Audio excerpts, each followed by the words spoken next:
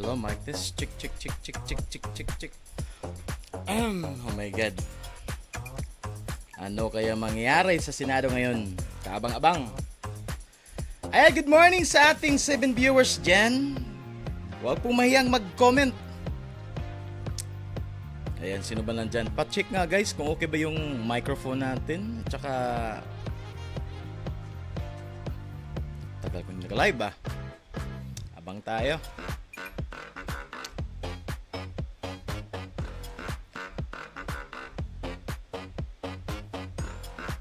Kaabang-abang talaga. May gulay. Kaabang-abang.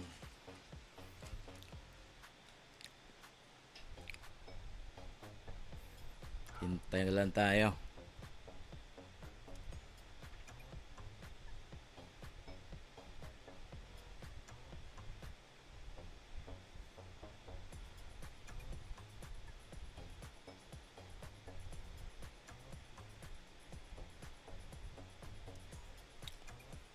Okay, hintay lang tayo.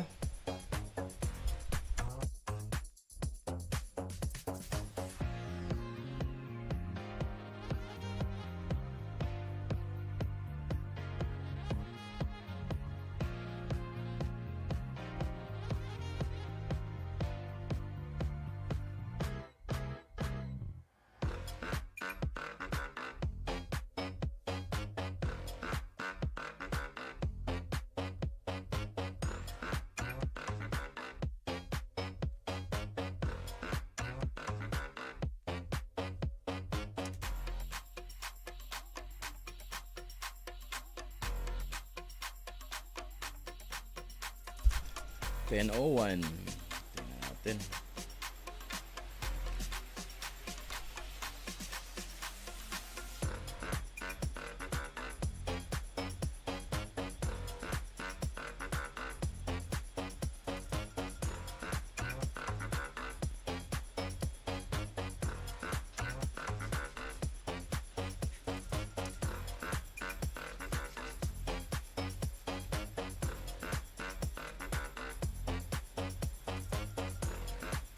Ayan.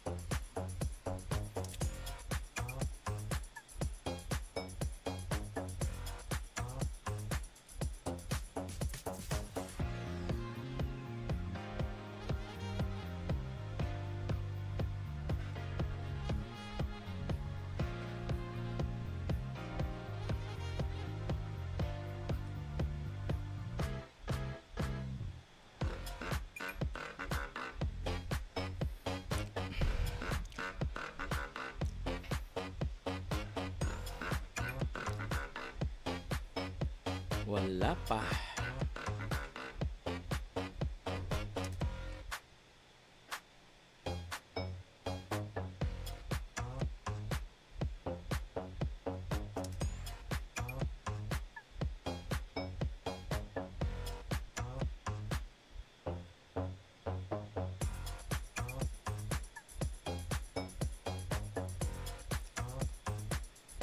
Patay na. Habol rin. Nakahabol rin sa wakas.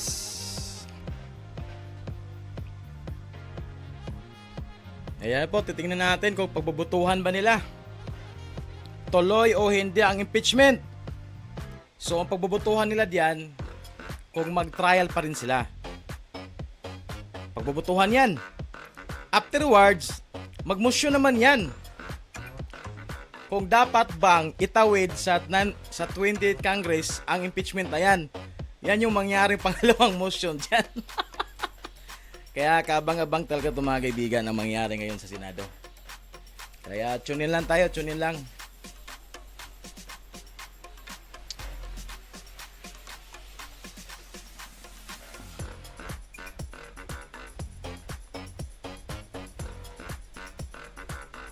Habang wala pa eh. Eh, sinong nandyan na anim dyan? Comment daw guys. Talk to me. Huwag po mahiya. Mag-comment.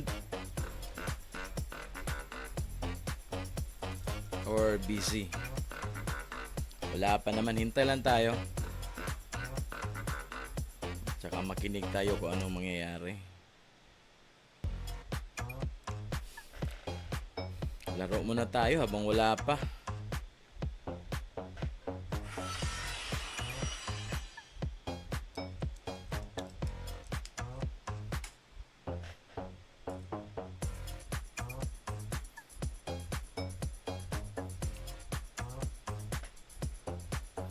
Ayan, good morning sa ating dyan, 7 viewers na tahimik lang. Wala pa guys ha. Hintay tayo.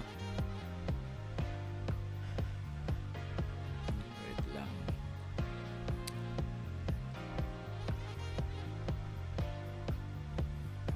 Jingle break muna tayo.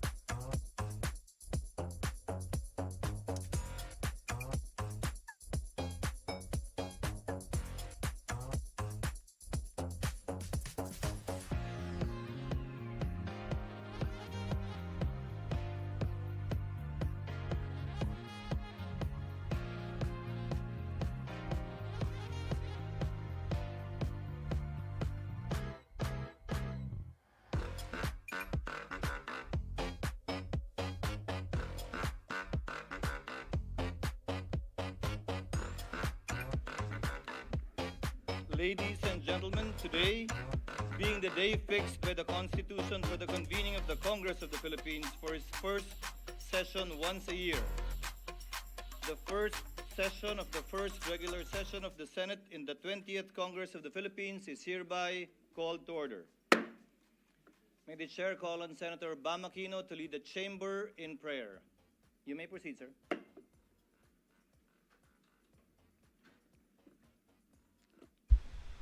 Panginoon, nagpapasalamat po kami sa isa pang pagkakataon na makapagsilbi sa ating bayan.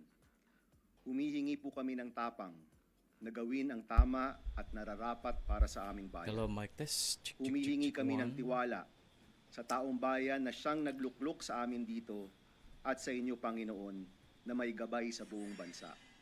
At humihingi rin kami ng pagkakaisa na kahit magkakaiba man ang aming mga kasaysayan, samahan at pananaw, kaya naming unahin ang kapakanan at pangangailangan ng taong bayan.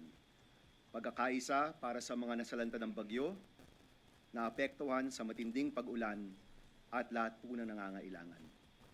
Maraming salamat, Panginoon, at naway patuloy niyo kaming gabayan sa ngalan ng iyong anak. Amen.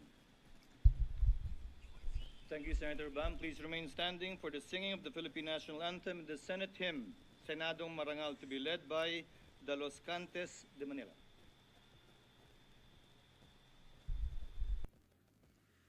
Bayang magiliw, pera sa silangan.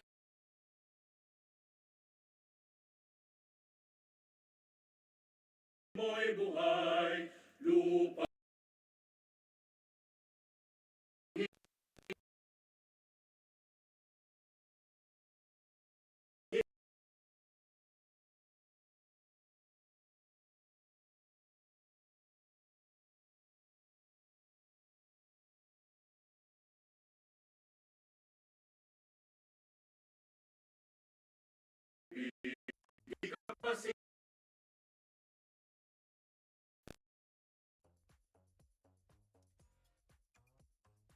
Di ka pasisiil Sa dagat at bundok, sa simoy at sa langit mong bughaw, may dilagang tula at awit sa Kopo, wag kang mag-crap. minamahal. Sa mga tawat mo'y tagumpay na nagniningning, ang bituin at araw niya kailan pa may di magdidilim. Lupa ng araw ng walhati pagsinta, buhay langit sa piling mo. Aming ligaya na pag may mga api, ang mamatay ng dahil sa'yo.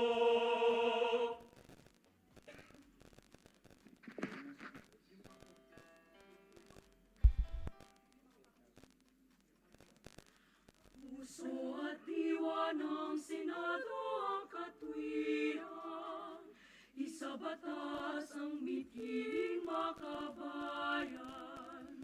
Pilipino'y maligayang nabubuhay sa kalinga ng paglaya at katarungan.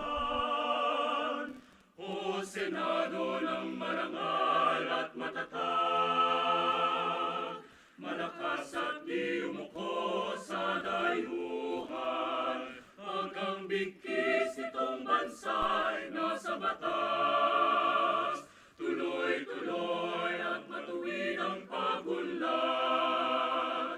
O Senado ng marangal at matatag, malakas at di umuko sa dayuhan, hanggang bigkis itong bansa'y nasa batas. Tuloy-tuloy at matuwid ang pagunlad.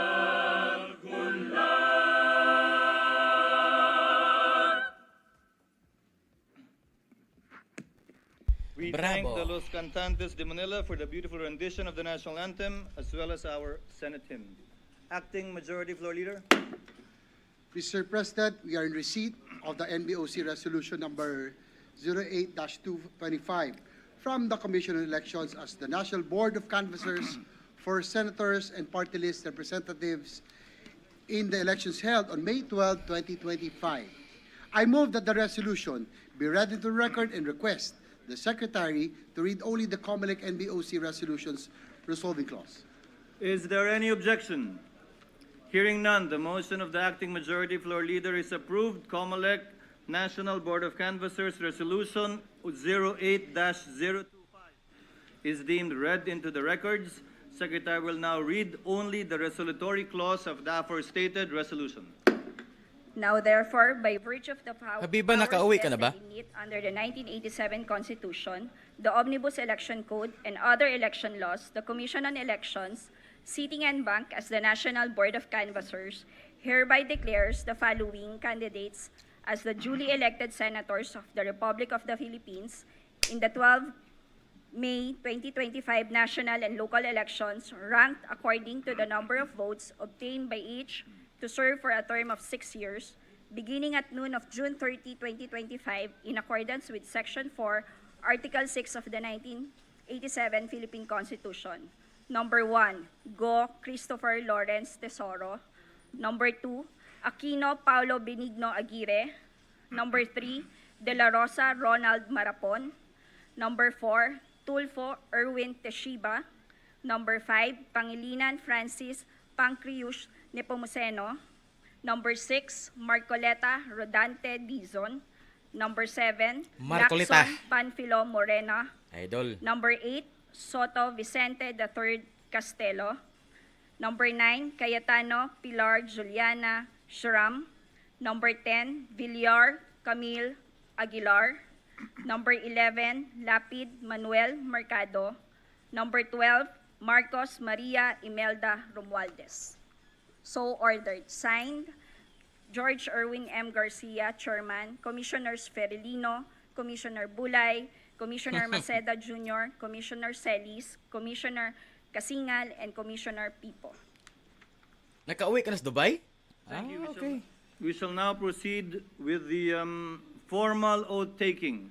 What is the pleasure of Senator Pangilinan? Oy, yan. Mr. President, before we proceed with the formal oath taking, I just wish to place on record that my second name is Pancratius, not Pancreos. For the record, Mr. President.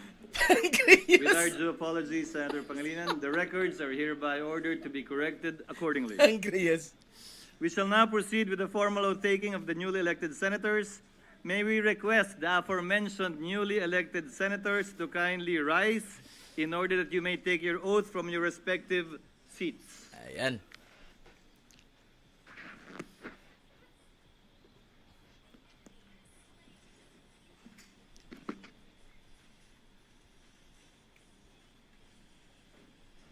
Please raise your hand and repeat after me. I, please state your name. Having been elected to the position of senator, do hereby solemnly swear that I will well and faithfully discharge, to the best of my ability, the duties of my present position and of all others I may hereafter hold under the Republic of the Philippines, Pancreas. that I will support and defend the Constitution of the Philippines, that I will obey the laws, legal orders, and decrees promulgated by the duly constituted authorities, and maintain true faith and allegiance to the Republic of the Philippines, and that I impose this obligation upon myself voluntarily, without mental reservation or purpose of evasion. So help me God. Congratulations.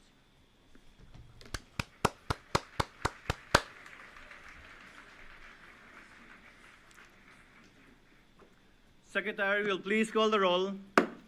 Roll call of members: the Honorable Senator Aquino, Senator Cayetano Alan, Senator Cayetano Pia, Senator De La Rosa, Senator Ejercito, Senator Estrada, Senator Gatchalian, Senator Go, Senator Hontiveros, Senator Lacson, Senator Lapid, Senator Legarda, Senator Marcoleta, Senator Marcos, Senator Padilla, Senator Pangilinan, Senator Soto, Senator Tulfo Erwin, Senator Tulfo Rafi, Senator Villanueva, Senator Villar Camille, Senator Villar Mark, Senator Zubiri, Senate President Escudero.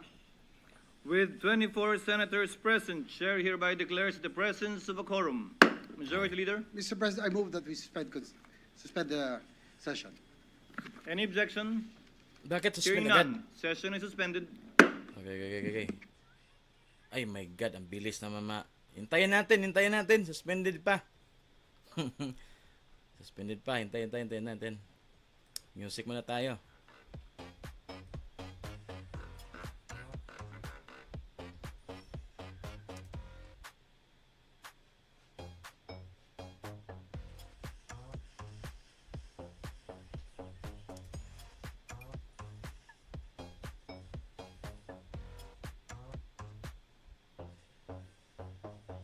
Bilis mo. Ilang araw lang pala sa Pinas, Habiba. Now proceed with the election of the President of the Senate.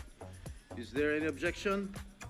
There Oy. being none, we will now proceed with the election of the President of the Senate. Uy. Mr. President, I move that Senator Villanueva be recognized for the nomination. Uy. Senator Joel Villanueva is recognized. Ayan. Thank you very much, Mr. President. Thank you, Acting Majority Leader.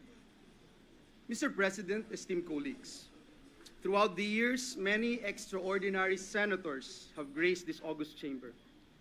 Oy, With so many Force, good morning. courageous, passionate, and committed public servants in this chamber, it is incredibly difficult, if not impossible, to leave a legacy that truly stands apart. But in our long Tingnan natin. history as an institution, I dare say that Senator Francis Chis Escudero is characterized among those who have left an indelible mark. Our relationship with Senator Escudero dates back during our glory days in the lower house of Congress. At the young age of 28, he rose to represent the district of Sorsogon with distinction, matching and even surpassing the caliber of more seasoned and veteran lawmakers, serving as Deputy Majority Leader and eventually as our Minority Leader. Nung ako po'y isang bagitong kongresista noong 12th Congress, ako po'y tambay doon sa Majority Leader's office. Noong pong 13th Congress, tambayan ko naman ang Minority Leader's office sa basement ng North Wing Building sa Kamara de Representantes. Hindi po dahil gusto ko yung amoy ng sigarilyo, kundi dahil parang classroom po na doon ay merong profesor na nagtuturo sa iyo. Tuwing lalabas po ako sa North Wing basement, ganado po ako palagi. Or to say the least, palagi po akong inspired at confident. During those years, Mr. President, I saw Senator Escudero's deep respect for law, his brilliance as a lawyer, his charisma as a leader, and eloquence as a speaker. Hindi na po siya nagsisigarilyo ngayon. Mr. President, they say some people bring out the best in us. For me, that person is Senator Cheese. He doesn't just fan the flames, he ignites the fire. Here in the Senate, Senator Escudero has established a legacy that leads with courage, clarity, and an unwavering commitment to public service. In committee work, he has been known to cut through the noise and focus on solutions. Yeah, maybe. Whether in bill and budget deliberations or oversight hearings, his grasp of detail and sense of justice remain uncompromising, Mr. President. Although he assumed the Senate presidency midstream, Senator Escudero did not settle for less. And numbers don't lie. Under his leadership, a historic, Mr. President, a historic 216 laws were passed during the third regular session. This is a proof of his outcome-focused mindset and ability to sometimes micromanage. But the opinion of the Filipino people about the Senate is also an important measure. According to the latest Pulse Asia survey in June, more than half or 53% of those surveyed are satisfied with the Senate's performance, an 8 percentage point increase from 45% in March of 2024. Yeah. When Maganda challenges kang come, Cheese Senator kasi Escudero ano siya, stands firm, facing neutral. them with political maturity and discernment. He even patiently answers endless, repeated questions from our friends from the media, even from his critics, not to grandstand, but to enlighten. During a time when our institution was under attack because of conflicting views on impeachment, he stood his ground and guided the Senate in the right direction. Napakarami pong sinalag ni Senator Escudero para protektahan ang ating minamahal na Senado. Hindi po madaling harapin, Ginoong Pangulo, ang mga mapanghusgang mga komento, masasakit na mga batikos ng ilang mga kritiko, at minsay mga below the belt na pag-aatake, lalo na po sa social media. Pero hinarap niya po ito ng may tapang, subalit sa paraang mahinahon, matalino at marespeto. At sa inilabas po na desisyon ng Korte Suprema tungkol sa impeachment, ang tanong, Ginoong Pangulo, hindi pa po ba klaro na tama ang landas kung saan dinala ni Senator Escudero ang buong Senado? Hindi po tayo nagmadali, hindi rin naman natin inupuan ang impeachment, subalit sa isang sama-samang desisyon binigyang gabay ng ating SP na panatili natin ang moral high ground ng Senado. Yeah. Sa ganito pong mga pagkakataon ko po nadama ang lubos na pagmamalaki sa ating institusyon, Ginoong Pangulo, at maging lalong proud bilang miyembro ng Senado ang makagawa ng tamang desisyon para sa ating mga kababayan. In all humility, Mr. President, I can say that when Senator Escudero ran for Vice President in 2016, I could not support him. Because we belong to different parties, Mr. President. When he aimed for Senate presidency, I did not support him then either. Aaminin ko po, Mr. President, wala pong direktang suporta na nakuha sa akin si Senator Escudero sa mga nakaraang laban niya sa politika. So bakit po si Senator Cheese Escudero? Ayan. Dahil bukod po sa hindi nawala ang tiwala niya sa atin, hindi po niya tayo nakalimutang i-mentor, i-challenge, i-inspire. Uy! He truly brings out the best in us. Higit sa lahat, klaro po ang mga gusto niyang ma-accomplish. Sa kabila po ng ingay sa politika, ang gusto lang po niya ay work, work, work, work. I join his cause and I believe Senator Cheese can bring out the very best in the Senate this 20th Congress. Therefore, gentleman from Sorsogon, Senator Francis Cheese Escudero, as our Senate President. Thank you and may God bless. Thank you, Senator Joel Villanueva, the Acting Majority Leader.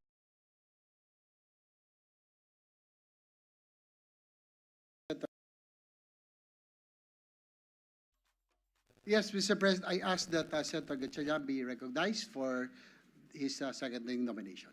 Senator Sherwin Gatchalian is recognized. Maraming salamat.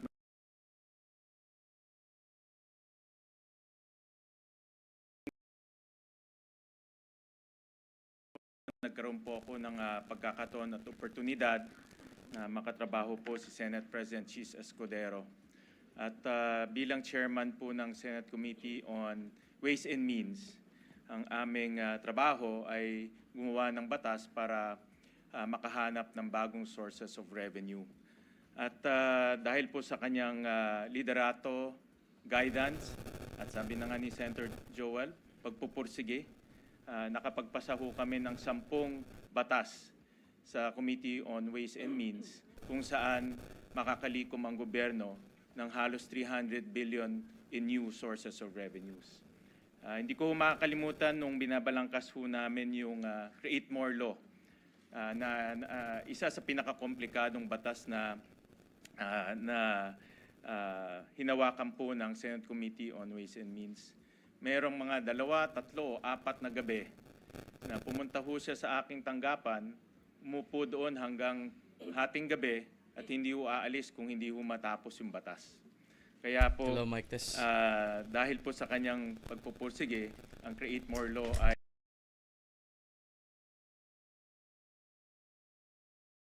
patupad po ng ating nasyonal. So with that, Mr. President, it is my great honor, it is with great honor to second the nomination of Senate President Cheese Escudero. Ayan. Thank you, Senator Gatchalian, Acting Majority Leader. Yes, Mr. President, I move that Senator Ronald Bato de la Rosa be recognized to second the nomination. Senator Ronald Bato de la Rosa is hereby recognized. Thank you, Mr. President. Mr. President, esteemed colleagues, ladies and gentlemen, as your attorney, it is my honor to express my profound support for one of the sharpest, most intelligent senators I have ever had the privilege of working with.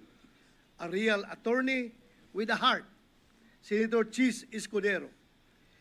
He whose nomination I have the honor of seconding. So we may call once again him Senate President. Ayan. I admit that I started as a reluctant supporter of our Senate President, caught up in the whirlwind of events at the time. I gave the kind of support that was almost synonymous with surrender, with raised hands and tear-stained eyes, as if to say, wala na rin akong magagawa. But in the last few months of the 19th Congress, he showed us how his steady hand and calm voice shielded the Senate from anything that gets in the way of our sworn duty to the people, from any threat to our mandate. Whether or not it is a coincidence that Escudero means shield bearer, I do not know. But of this, I am sure, Senator Cheese has more than lived up to his name, safeguarding the Senate. In Senate President Escudero, we find exactly a leader who stands firmly at the forefront, ensuring that amid political fires, the Senate remains to be a body of still water that runs deep, reflective of the views and interests of the people. However, unlike a cold metal shield, his leadership warms our heart with his almost transcendental adeptness. he comes up with a compassionate solution that works for all parties, especially for the Filipino people.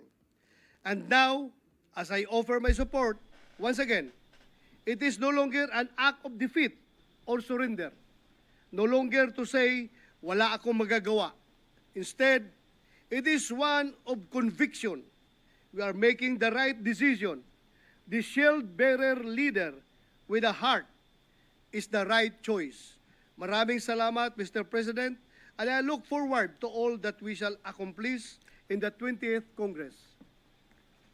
Thank you, Senator Bato de la Rosa, the acting majority leader. Yes, Mr. President, I move that Senator Raffy Tulfo be recognized to second the demonstration. Senator Raffy Tulfo is hereby recognized. Thank you, Mr. President. My dear colleagues, today I rise not just to nominate a leader, but to honor a legacy of service and unwavering commitment to the Filipino people. I proudly support the nomination of Senator Francis Cheese Escudero. More than anything, his experience and record in public service speaks for itself.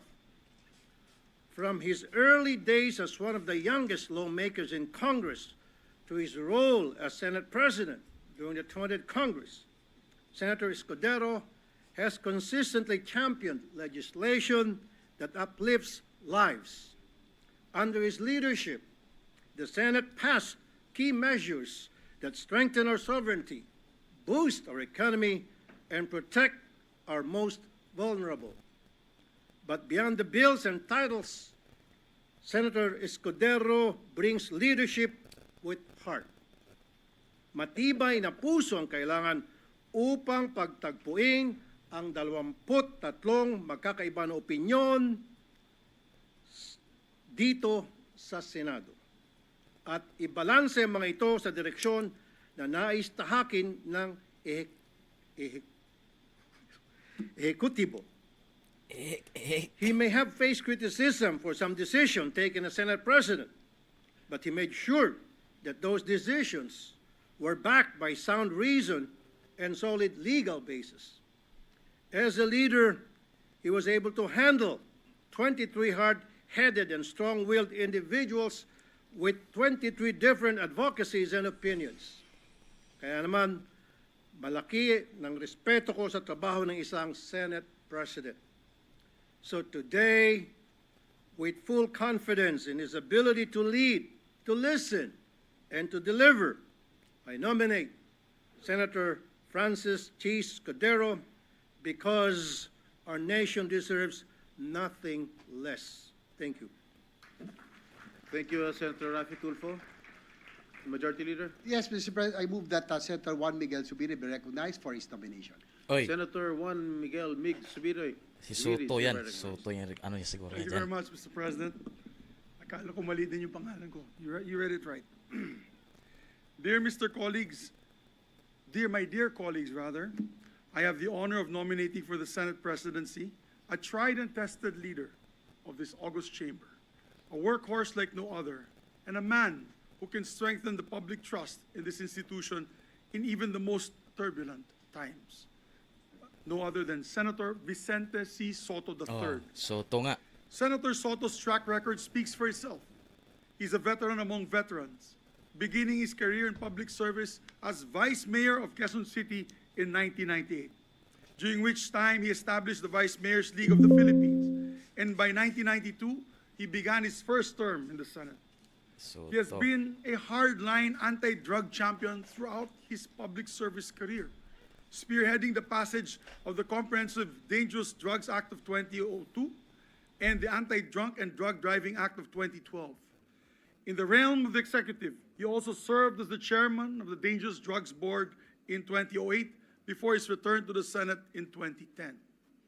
Other notable laws to his name are the Juvenile Justice and Welfare Council Act, the Children's Emergency Relief and Protection Act, the National Athletes Coach and Trainers Benefits and Incentives Act, and the Motorcycle Crime Prevention Act, as well as the Bayanihan to Heal As One Act and the Doktor Para sa Bayan Act. Throughout his 24 years in the Senate, as a testament to his great skill, As a leader and a consensus builder, he has gained the trust of various sets of senators to serve as majority leader, as deputy minority leader, and ultimately as Senate President.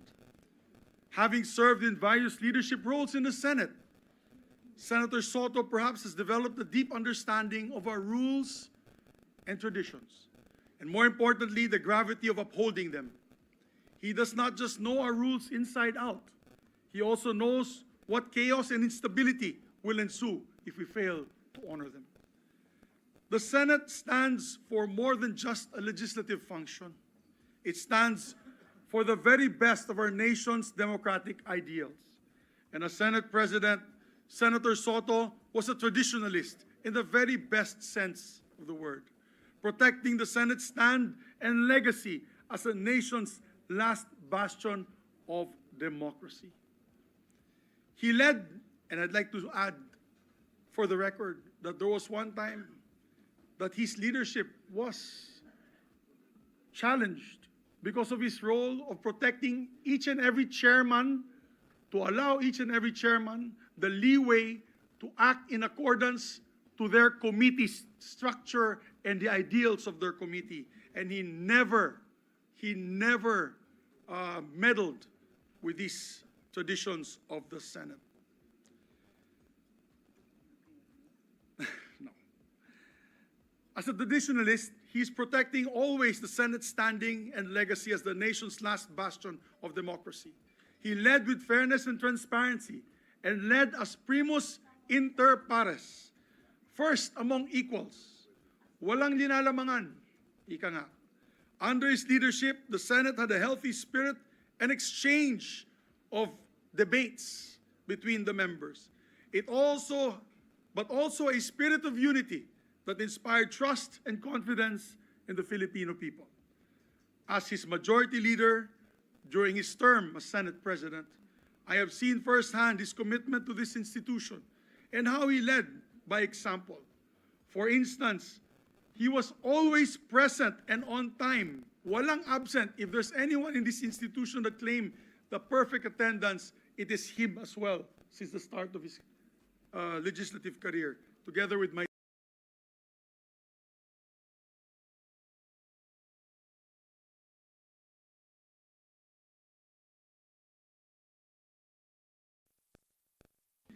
to show his commitment to the institution as a legislator. He led definitely by example.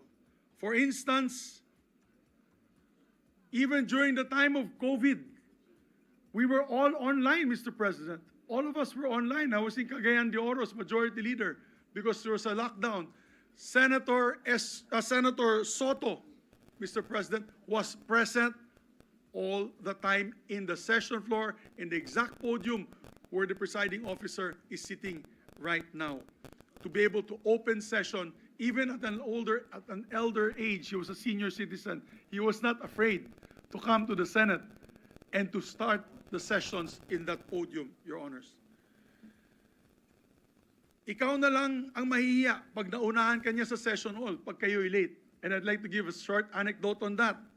As a matter of fact, those days, I would be late sometimes. As many of you know, sometimes I'm late for my meetings.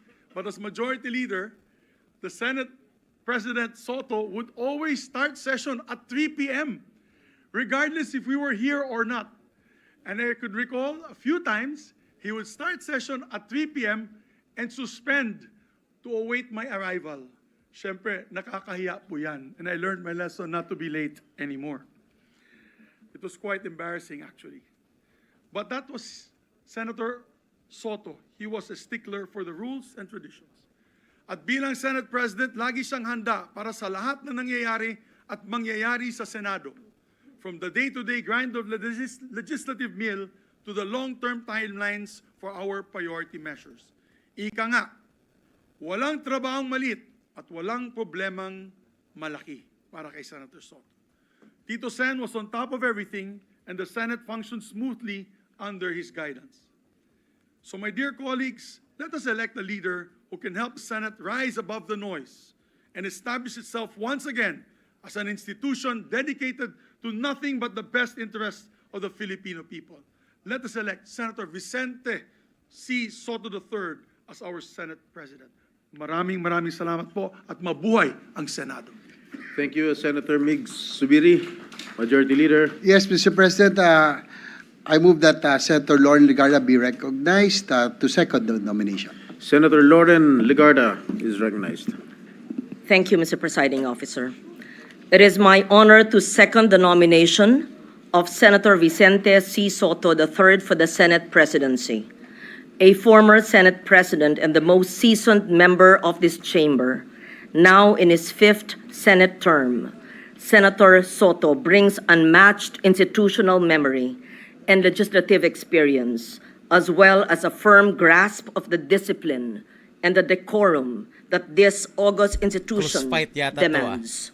He understands both the weight of the Senate's traditions and the demands of principled dissent, qualities that powerfully distinguish his ability to lead the Senate.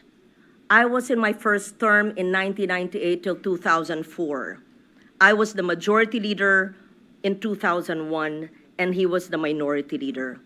Fast forward on my third term, he was a Senate president for many years, and I was his trusted chairman of the Committee on Finance. We've worked together for more than 25 years, and I can attest to his discipline that he will lead with transparency, discipline, decorum, accountability, and many more, the traits needed by the institution at this time. This designation affirms our commitment to a Senate that is discerning and grounded in democratic principles, engaging in the work of legislation with integrity, transparency, accountability, and independence.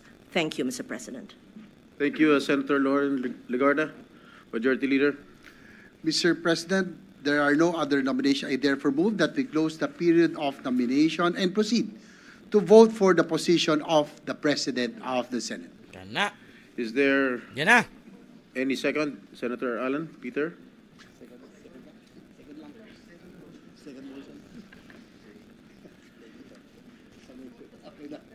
Is there any objection? There being none, the motion is approved. We shall now proceed to vote. Roll call vote, the Honorable Senator Aquino, Senator Cayetano Alan, Senator Cayetano Pia,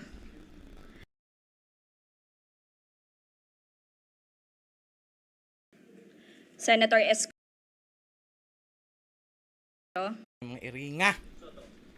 Senator Ejercito, Senator Estrada, Escudero. Senator Gatchalian, Senator Go, Senator Hontiveros, Senator Lacson, Senator Lapid, Senator Legarda, Senator Marcoleta, Senator Marcos, What is the vote? Escudero. Hina.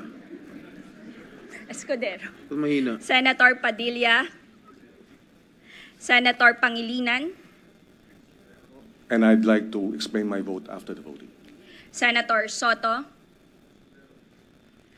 Senator Tulfo Erwin, Senator Tulfo Rafi, Senator Villanueva, Senator Villar Camille, Senator Villar Mark, Senator Zubiri,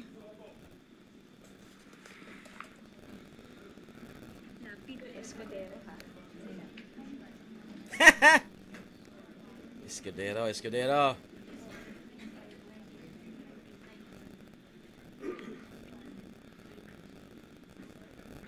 Is-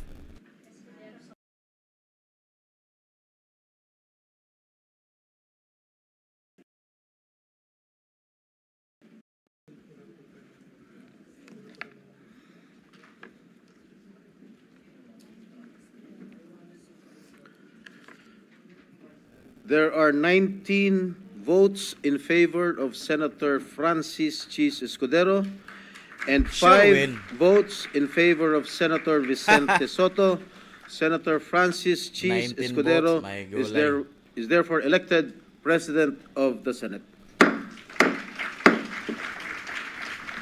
Klaro. Senator Francis Pangilinan. Thank you, Mr. President. Congratulations to Senate President Escudero, maybe. Mr. President, fellow senators, please allow me to explain my vote. Please proceed. In the last 2025 elections, despite what critics said was a campaign headed for defeat, we defied the odds and pulled off a come-from-behind win and landed in the top 5.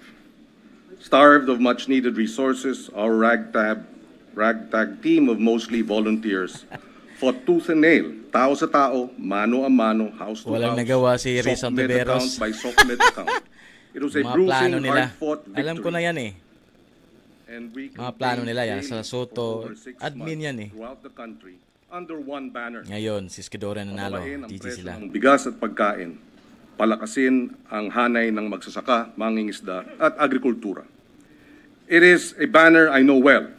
For over 15 years now, I have carried it in the legislative branch as chairperson of the Agriculture Committee from 2010 to 2013, and then again from 2016 to 2017.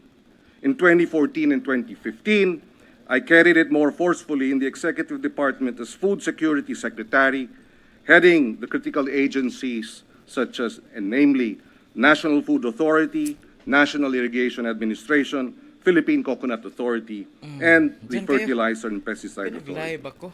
In a period of just 1 year during our stint, with the full backing of former President Aquino, we won a major battle for the Filipino people. Panalo ang kababayan natin dahil natigil natin ang pagtaas ng presyo ng bigas at napababa pa ito ng hanggang 3 piso kada kilo sa loob lamang ng isang taon. From 2014 to 2015, we brought down rice inflation nationwide from 15% to 0.8%, running after smugglers, hoarders, cleansing the bureaucracy and corruption in the NFA rice supply management, among others, that led to a savings of 7 billion pesos of government rice imports. By September 2015, we effectively managed rice prices, and nationwide inflation was at its lowest in 20 years.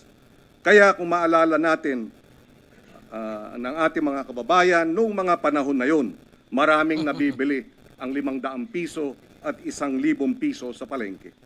Mababa, pinakamababang inflation. It is in this context that my decision to align with the majority and with the support of the majority of our colleagues secure the chairmanship of the Senate Agriculture Committee. We are facing a nation, our nation rather, is facing a food crisis. And high prices of food have led to unprecedented hunger incidents as well as unprecedented stunting among our children. I'm not a political ally of the administration, but my 15 years experience in the agri and food sector, both in the legislative and executive branches, tells me Grounded that yung only wire if the ko.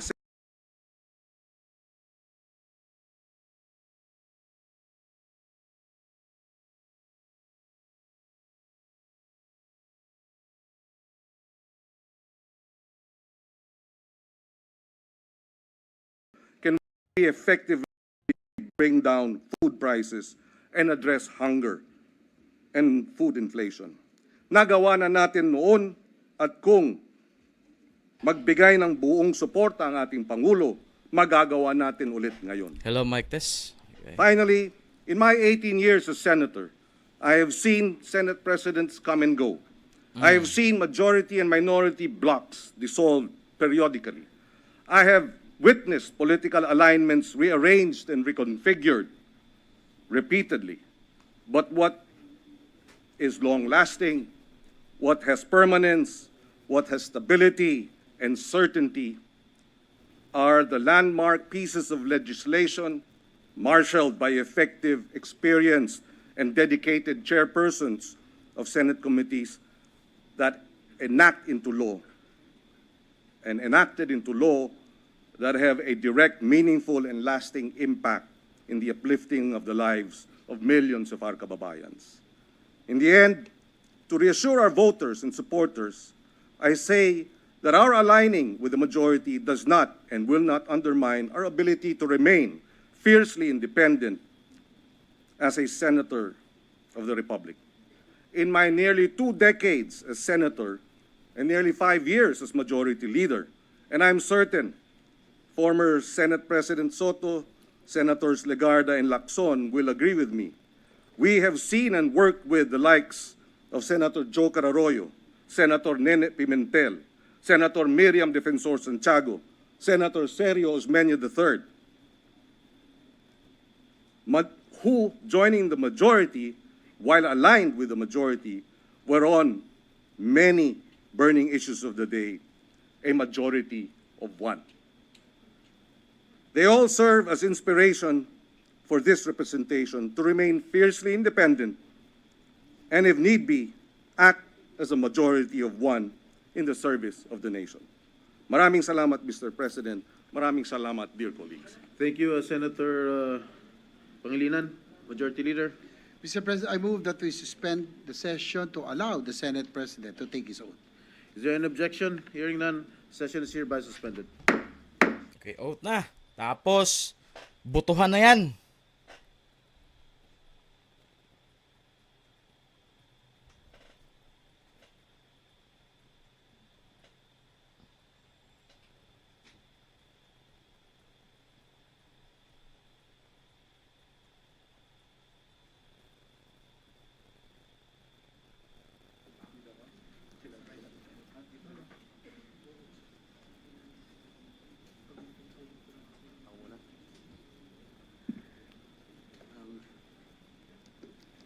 Majority Leader.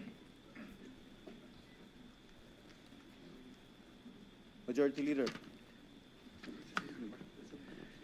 Yes, session is resumed, Mr. President. Session is resumed. We shall now proceed with the oath-taking. Considering the solemnity of the occasion, may we ask the members of the Senate and our guests to please stand. The Honorable Senator Pia Cayetano will administer the oath to the Senate President-elect. Senator Escudero, please raise your right hand and follow after me. I state your name. I, Francis Cheese G. Escudero, Having been elected to the position of, having been elected to the position of Senate President, do hereby solemnly swear do hereby solemnly swear that I will well and faithfully discharge, that I will well and faithfully discharge, to the best of my ability, to the best of my ability, the duties of my present position, the duties of my present position, and of all other I may hereafter and of all others I may hereafter hold under the Republic of the Philippines, hold under the Republic of the Philippines, that I will support that I will support and defend the Constitution of the Philippines, and defend the Constitution of the Philippines, that I will obey the laws, that I will obey the laws, legal orders and decrees legal orders and decrees promulgated by the duly constituted authorities, promulgated by the duly constituted authorities, and maintain true faith and allegiance and maintain true faith and allegiance to the Republic of the Philippines, to the Republic of the Philippines, and that I impose this obligation upon myself voluntarily and that I impose this obligation upon myself voluntarily, without mental reservation or purpose of evasion. without mental reservation or purpose of evasion. So help me God. So help me God. Congratulations. Mataas pala to si Pia Cayetano, no? Mataas na babae pala to. Ayan. Tingnan natin anong next na mga mangyayari, mga kaibigan.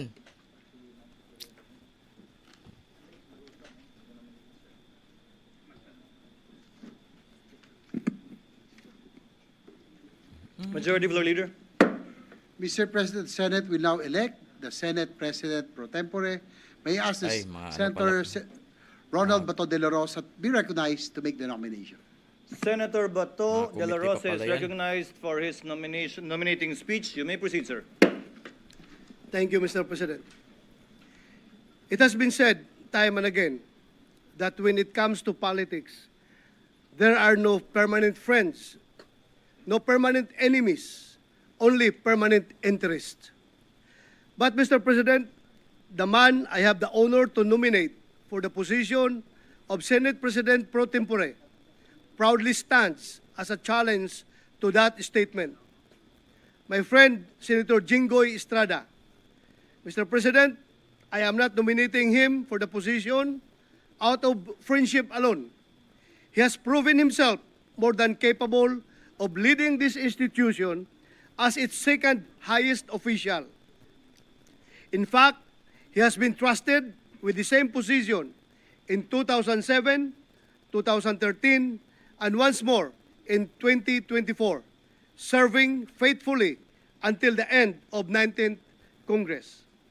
With his hard-earned seniority and accumulated wisdom from this chamber, Senator Jinggoy is a leader who steps up and delivers whenever he needs to, right when we need him. He sees beyond political colors and alliances. Being in politics, what Senator Jinggoy shows us is that it is also in our best interest to be true in our dealings, transcending our self-imposed boundaries. If only interests are permanent in his life, Mr. President, then we ought to follow the example of Senator Jinggoy and treat authentic friendship as an interest. Together, we shall pursue what is best for all of us. This is his brand of leadership, and it is one that I can definitely stand behind. Back then, I had the duty of guarding and ensuring the safety and security of Senator Jinggoy while he was vacationing at the PNP Custodial Center. I can personally attest to the impeccable character of his person. Wherever chamber he may be in, his body may have been imprisoned, but his ideas and aspirations for the poor remained free. Paulit-ulit, lagit-lagi, kagaya ni Pangulong Irap, para sa masa, para sa mahirap. As he himself puts it, he is indeed a man of conviction. It is therefore my honor, Mr. President, to second, to nominate, to once again be our Senate President pro tempore, Senator Jinggoy Estrada. Majority Floor Leader. Mr. President, there are no other nominations. I therefore move that the period of nominations be closed for the position of Senate President pro tempore. Ayan. Any objection to the motion? Hearing none, period of nomination for the position of Senate President pro tempore is hereby closed, and there being no other candidate, Chair hereby proclaims Senator Jinggoy Ejercito Estrada as having been elected Senate President pro tempore. May I request Senator Estrada to kindly ascend the rostrum and take his oath. May I also request his family to join him here at the rostrum.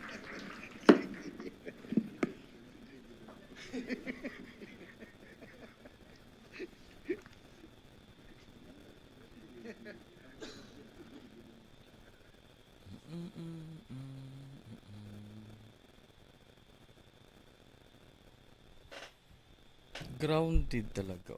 Ingay. Mr. President, may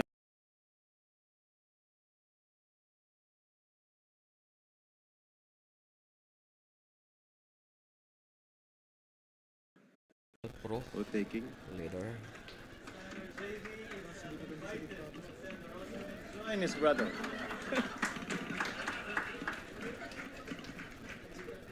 Baka maiyak ako niyan, ha? JB, yung luha ko na. Please raise your right hand and repeat after me. I, please state your name. I, Jinggoy Ejercito Estrada, Having been elected to the position of Senate President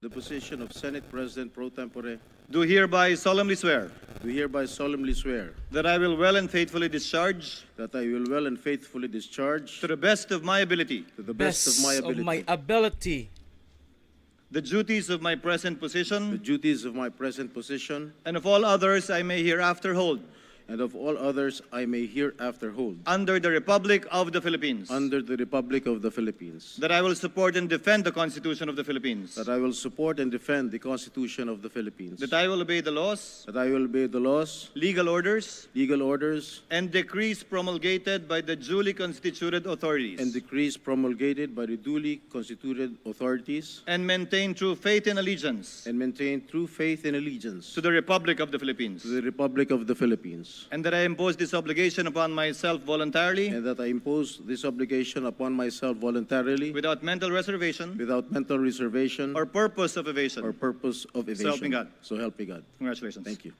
Ayan. Maya pa to magkaroon ng ano, guys.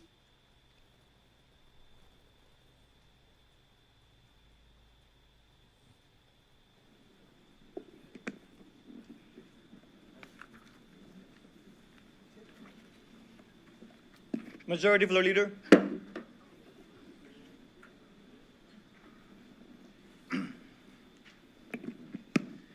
Mr. President, the Senate will now elect the chairperson of the Committee on Rules. To make the nomination, I ask that Senator Alan Cayetano be recognized. Senator Cayetano is recognized for his nominating speech. You may proceed, sir.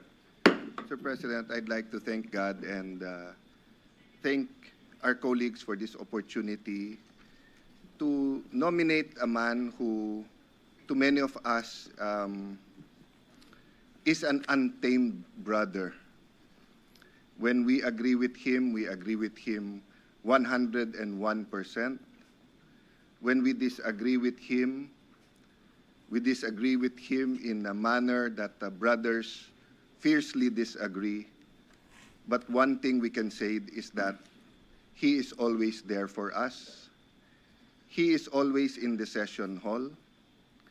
He loves the work of building consensus. He wants the right laws to be passed. He wants to protect this nation. His record speaks for itself, Mr. President. So, Mr. President, it's a great privilege to be one of those who will nominate, but also to ask our people to not only look at present news, social media, judge day by day certain actions, but put Joel Villanueva under the microscope. And when you put him under the microscope, you will see that he is seeking to build this nation. He is seeking God's kingdom here on earth. And I think, Mr. President, we will be very productive in the weeks, months to come, having Senator Joel Villanueva again as our majority leader. Thank you, Mr. President. So I hereby nominate him as our majority leader. Noted and entered into the records. Majority Floor Leader. Mr. President, I move that we close the period of nomination. Any objection? There being none, period of nomination for the position of chairperson of the Committee on Rules is hereby closed. And there being no other candidate, the chair hereby proclaims Senator Joel Villanueva as having been elected to the position of chairperson, Committee on Rules. And under the rules of the Senate is the Majority Floor Leader.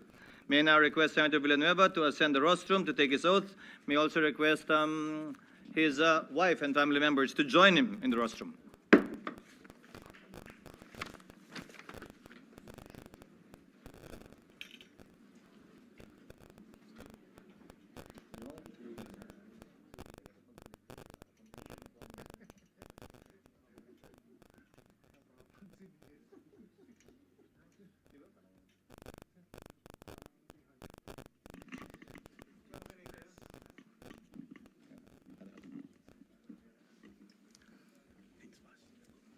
Please raise your right hand and repeat after me.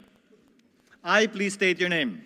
I, Emmanuel Joel Jose Villanueva, Having been elected to the position of Chairperson, Committee on Rules, having been elected to the position of chairperson of the Committee on Nag-book Rules, out do yata hereby si Soto. solemnly swear do hereby solemnly swear that I will well and Nag-book out ba? faithfully discharge that I will well and faithfully discharge to the best of my ability to the best of my Hinaan ability muna natin the to duties konti. of my present position the duties of my Ano pa present to position sila? and of all others Paglagay-lagay I may pa ng mga hereafter hold decision, and of all posisyon. others I may hereafter Anong hold oras na? under Alas the Republic 11. of the Philippines. under the Baka Republic mga alas of the 12, alauna siguro That I will sila support magkaroon and ng defend the motion. Constitution of the that Philippines. I will Yun abangan support natin. and defend the Constitution of the Philippines. That I will obey the laws, I will obey the laws, legal orders, legal orders, and decrees promulgated and decrees promulgated by the duly constituted authorities, by the duly constituted authorities, and maintain true faith and allegiance and maintain true faith and allegiance to the Republic of the to Philippines. the Republic of the Philippines, And that I impose this obligation upon myself voluntarily, and that I impose this obligation upon myself voluntarily, without mental reservation without mental or reservation purpose of evasion. or purpose of evasion. So help me God. So help me God. Congratulations. Thank you, Mr. President.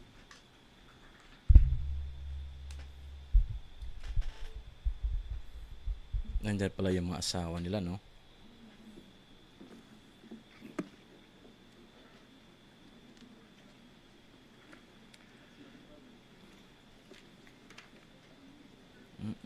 Majority Floor Leader.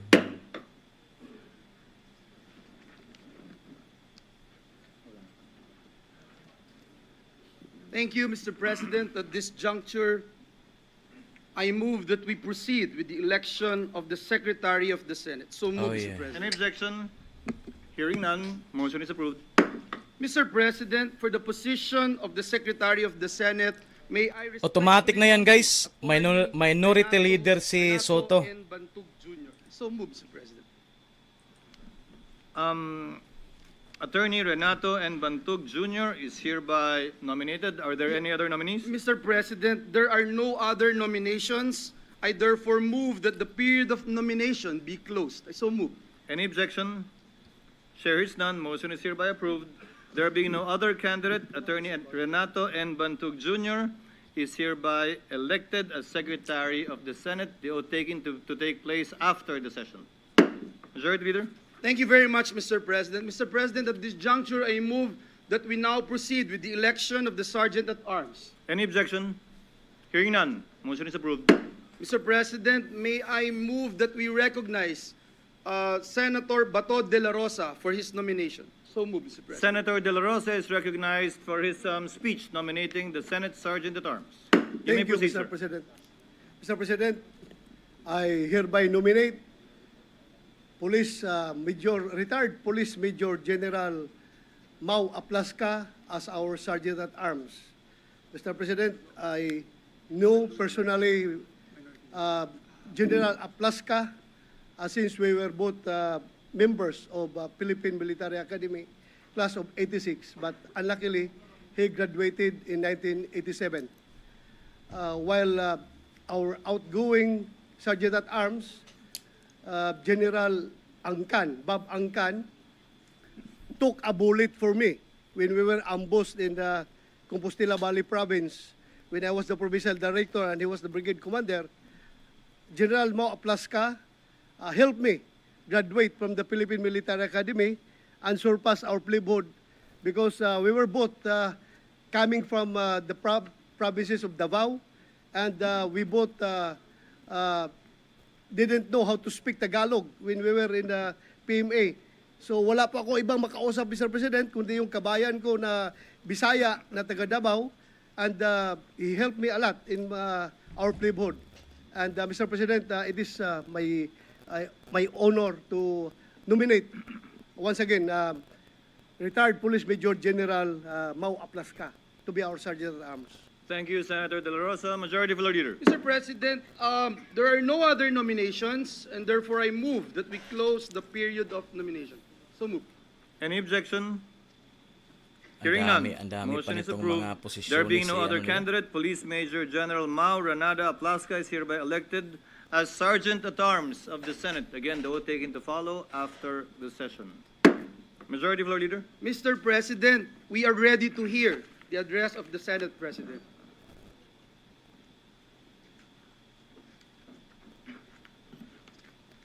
Okay.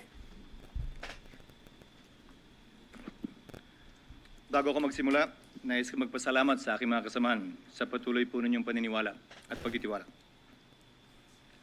Esteemed members of the Diplomatic Corps, members of the Cabinet, my dear colleagues in the Senate, both past and present, my fellow workers in government, mga minamahal kong kababayan, Diyos marhay na aga sa Saindo Gabos, good morning. As we open the 20th Congress of the Republic of the Philippines, allow me to begin, as I do every morning, with a prayer for serenity. If you're familiar with it, kindly bear with me. Lord, grant us the serenity to accept with patience the things we cannot change. Grant us the courage to change the things that we can, and most importantly, grant us the wisdom to know the difference. These words have comforted me all of my life, especially now, as we enter another turbulent chapter in our nation's history. These words also offer clarity in times of confusion and calm in moments of crisis. Of late, there seems to be no shortage of either. It seems our days are full of contention and conflict, issues that divide, politics that polarize, and partisanship that distracts us from our work. Some will say we are a divided nation, and that this is reflected even in our chamber. To this I say, in a democracy, disagreement is not division, and that debate is not synonymous with dysfunction. On the contrary, I believe that disagreements, debates, and disputes are evidence that our democracy is alive and well. For as history has shown us, democracy does not wither from too much debate. Rather, it dies from too little. In our line of work, we should not and cannot take things personally, especially in the age of social media, where every citizen has a platform in the palm of his or her hands. We should not and cannot respond to every comment. We should rise above any anger, resentment, and bitterness we may have. We should move on. We should move forward, and we must continue to do our job. We are here to serve our people, guided by our conscience, driven by our conviction, and emboldened by courage. We should not and cannot bow to a mob. We will not be cowed by the shrillest of voices. We will stand up for what is right, what is just, and what is consistent with the rule of law and our Constitution. That we disagree does not mean that you are right and I am wrong, or that I am right and you are wrong. After all, nobody has a monopoly of good ideas, intentions, and plans for our country, nor does anyone have a monopoly for love of our country. Just because I am not on your side does not necessarily mean I am on the wrong side. Let history be the judge of that, for hindsight is always 20/20. We are the nation's conscience, and it's the final check of abuse and tyranny of the so-called majority at times, unyielding to threats, unmoved by noise, and unafraid to say no if it is the right thing to do. And let me make one more thing clear, though.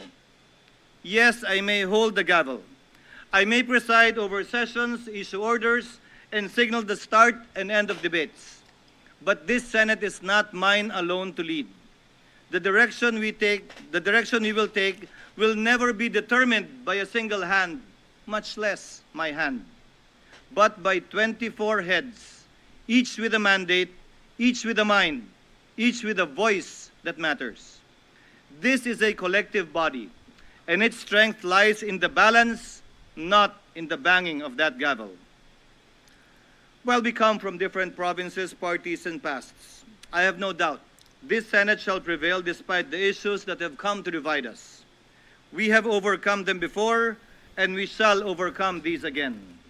Throughout history, humanity has thrived on the rich tapestry of diverse perspectives, each contributing a unique thread to the fabric of our society. It is this mosaic of voices that brings innovation, progress, and understanding. No one perspective holds all the answers, and it is precisely in our differences that we should find strength. We must cherish diversity of thought and approach it with humility. We are part of an ever-evolving conversation where every voice should matter, where dialogue leads to discovery, and where disagreement can be just a stepping stone to deeper comprehension. let us open our minds, listen actively, and learn from one another.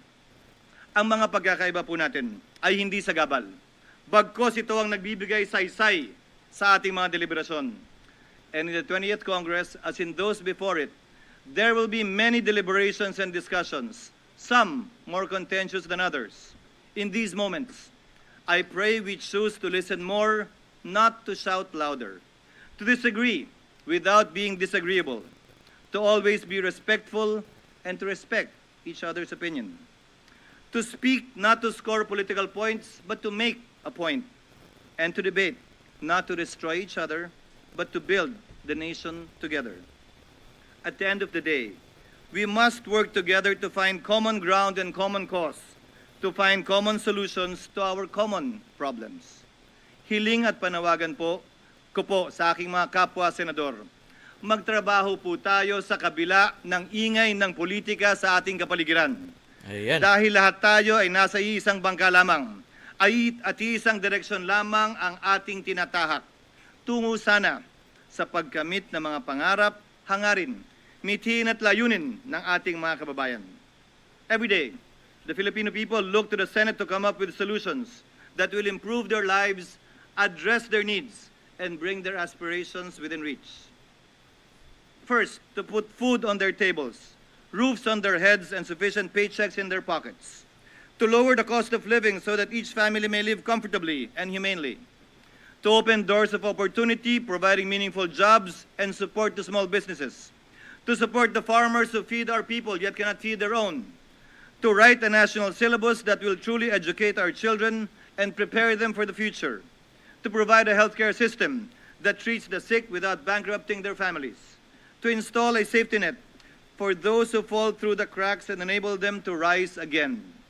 To safeguard our streets from the influence of drugs and crime, protect our rights, and ensure that justice is accessible and served swiftly and fairly for all. To defend our borders, secure our seas, and uphold our sovereignty while maintaining cordial relations with other nations. To protect our environment, adapt to climate change, and shield our people from the ravages of natural disasters. To fight graft and corruption, restore dignity and efficiency in public service, and reform our politics. And, last but not the least, to lay the foundations, both physical and legal, that will ensure that every Filipino partakes in the bounty of development. Ultimately, every act we take, every law we make, must pass a single test. Makakatulong ba ito sa ordinaryong Pilipino? This is our duty. This is our mandate. At inuulit ko po, magtrabaho tayo. My dear colleagues, noong nagdaang halalan, iba't ibang kulay ang dinala natin. Pula, asul, dilaw, berde, puti, kahel o rosas. But as we all know, the elections are over and the last ballot has been counted. For the sake of our people, it is time we trade the colors of our campaigns for the colors of our country. In place of the colors that divide us, let us embrace the colors that truly matter, the colors that define who we are as a nation, the colors on the flag that hangs before us. Asul, sagisag ng lahing Pilipino na kakaiba sa ibang mga lahi, may dangal, may paninindigan, at hindi kailanman papalupig. Puti, sagisag ng pagkakapantay-pantay ng bawat Pilipino at katarungan para sa lahat. Dilaw na araw at mga bituin, sumasagisag sa mga mataas na mithiin, hangarin, at layunin ng ating mga kababayan, at pag-asa na dala ng bawat bukas. Pula, sagisag sa ating kahandaang hindi lamang mamatay, kung kinakailangan lumaban at pumatay, alang-alang sa kalayaan at kasarinlan ng ating bayan.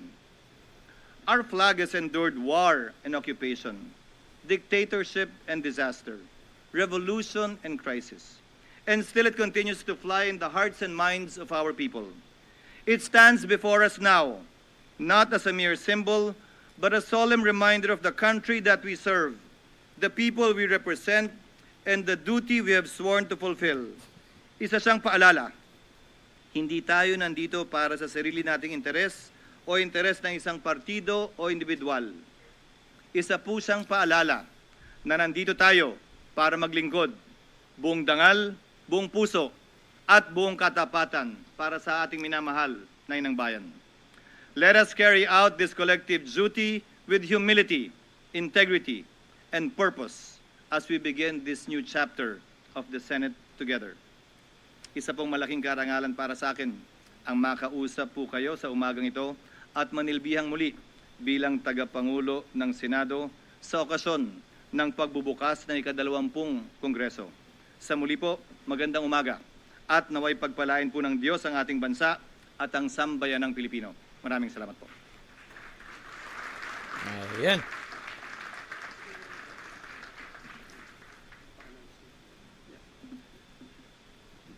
Mr. President. Majority Floor Leader. Mr. President, in line with the call from the Senate President, may we invite all members of the Senate to attend all members caucus tomorrow at 1 p.m. in the Senate President's office. Just to put that on record, Mr. President. Mr. President, at this juncture, may I move that we recognize the distinguished gentleman from Bukidnon, Senator Mig Zubiri, who is seeking the floor. What is the pleasure of the Honorable Zubiri? Thank you very much, Mr. President. Mr. President, we'd just like to manifest on those who dissented on the election of the Senate President that we would like to nominate for our minority floor leader no other than Senator Vicente Soto III, just for the record.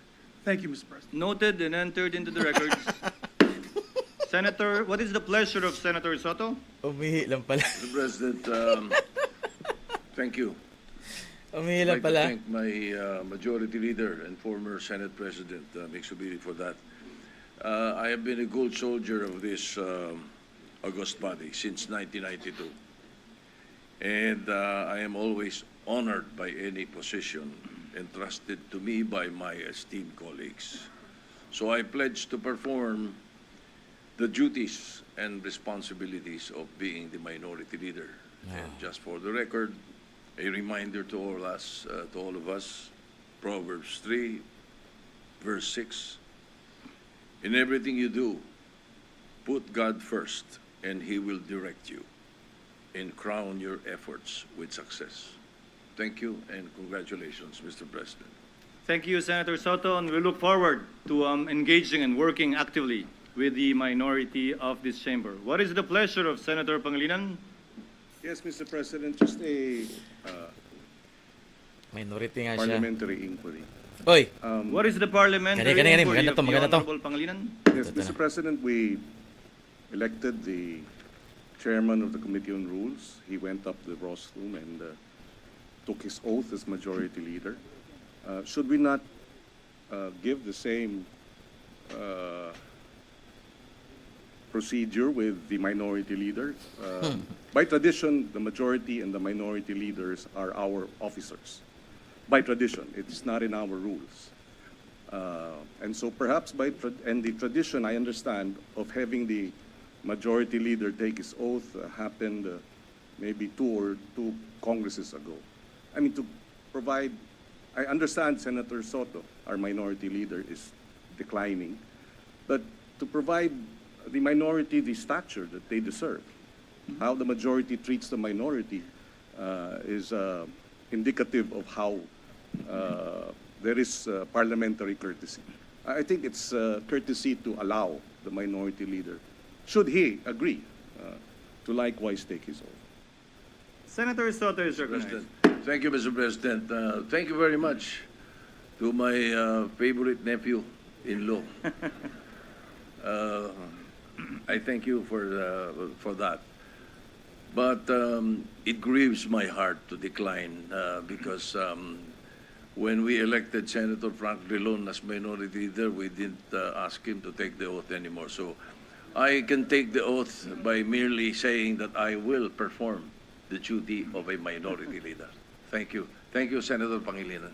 We thank Senator Pangilinan for his suggestion. Likewise, we thank the magnanimity of Senator Soto. But for the record, Senator Soto is correct. That has never been done before, especially given the fact that the minority leader is selected and not elected. But we can always establish a new tradition should the minority leader agree or any minority leader agree to do so at some future time. Just for the record, Mr. Yes. President, I observe this because not that I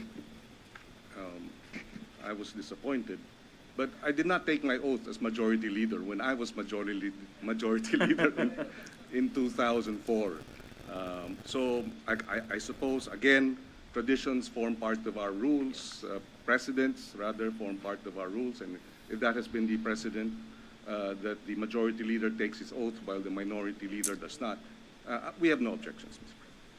Thank you, Senator Pangilinan. Majority Floor Leader. Yes, we thank Senator Pangilinan and again congratulate our Minority Leader, our esteemed colleague, our former Senate President, Senator Tito Soto. Mr. President, at this juncture, I move that we adopt proposed Senate Resolution number 1. Oy, So move, ano? Mr. President. Ano yan? Ano yan? Any objection? Hearing none, consideration of Anong resolution yan? proposed Senate Resolution number 1 is now in order. Senate Secretary is directed to read the title only of the measure. Resolution informing President Ferdinand Romualdez Marcos Jr. that the Senate has been organized with the election of its officers, and that this body has entered upon the exercise of its functions for the first regular session of the 20th Congress of the Philippines. Majority Floor Leader. Mr. President, I move that we adopt proposed Senate Resolution number 1. Any objection? Hearing none. Motion is approved. Proposed Senate Resolution number 1 is hereby adopted. Mr. President, this juncture, I move that we consider proposed Senate Resolution number 2. So move, Mr. President. Any objection? Hearing none, consideration of the aforementioned resolution is now in order. Senate Secretary is directed to read the title only of the measure. Resolution informing the House of Representatives that the Senate has been organized with the election of its officers, and that this body has entered upon the exercise of its functions for the first regular session of the 20th Congress of the Philippines. Majority Floor Leader. Mr. President, I move that we adopt proposed Senate Resolution number 2. Any objection? Hearing none, proposed Senate resolution is hereby adopted. Mr. President, I move that we consider House Concurrent Resolution number 1. So move, Mr. President. Any objection? Hearing none, consideration of House concurrent resolution is now in order. Senate Secretary is directed to read the title only of the measure. Concurrent resolution providing for the Senate and the House of Representatives to hold a joint session to hear the message of the President of the Republic of the Philippines. Mr. President, I move that we adopt House Concurrent Resolution number 1. Any objection? Hearing none, House concurrent resolution number 1 is hereby adopted. Majority Leader. Mr. President, I move that we consider Senate Concurrent Resolution number 1. So move, Mr. President. Any objection? Hearing none, motion is approved. Senate Secretary is directed to read the title only of the measure. Concurrent resolution creating a joint committee of the Senate and the House of Representatives to notify the President of the Philippines that the Congress, now convened for its first regular session of the 20th Congress of the Philippines, is ready to hear the State of the Nation address in a joint session of both houses. Mr. President, I move that we adopt Senate Concurrent Resolution number 1. Any objection? Hearing none, Senate concurrent resolution number 1 is hereby adopted. Pursuant thereto, Chair hereby appoints the following to the Joint Notification Committee on the part of the Senate, namely, Senators Estrada, Villanueva, Ejercito, Cayetano, Alan, Yeah, and automatic na our kasi. distinguished Minority Kasi Floor wala Leader, namang ano Senator Soto. So ordered. Majority Leader. Thank you very much, Mr. President. Before we suspend the session, may we request our colleagues to remain at the session hall for the official pictorial. We advise the public not to enter the hall while the pictorial is ongoing. Mr. Pictorial President, there being no further business, I move that we suspend the session until 4 o'clock this afternoon, at which time we shall reconvene at the session hall of the House of Representatives Ay. to hear the State of the Nation address of President Ferdinand Romualdez Marcos Jr. in a joint session of both houses of Congress, and upon its adjournment, the session of the Senate shall be considered adjourned until 3 o'clock in the afternoon of Tuesday, July 29, 2025. So moves, President. Any objection? So bukas pa. Hearing none, the session is Alas suspended 3. until 4 o'clock this afternoon for the joint session of Congress. May the Chair again remind our colleagues to remain Walang mangyari on ano the pala floor ngayon. for our traditional picture opportunity, picture taking, and for our respective spouses to kindly remain in the gallery. Okay, so yun na nga guys. Ang mangyari ngayon pala, wala masyadong ganap ngayon. So, inaano na nila ang session kasi pupunta sila sa SONA. So, mag-adjourn bukas alas 3 ng hapon. So, doon natin abangan ang mga magandang bakbakan. Bukas pa pala, alas 3. So, mamaya, titingnan natin ang SONA ng ating presidente. Okay? tingnan natin mamaya.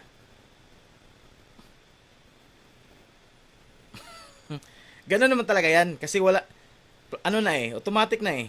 Any objection, hearing none. Bye-bye. Ganun ba?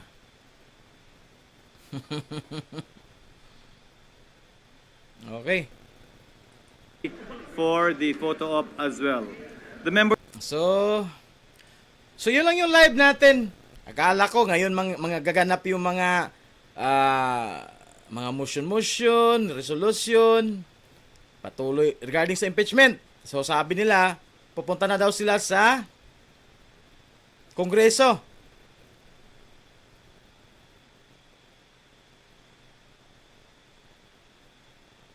So walang mangyayaring ano. Okay? So yan lang po yung live natin sa ngayon mga kaibigan. Wala palang mangyaring ano eh. Walang mangyaring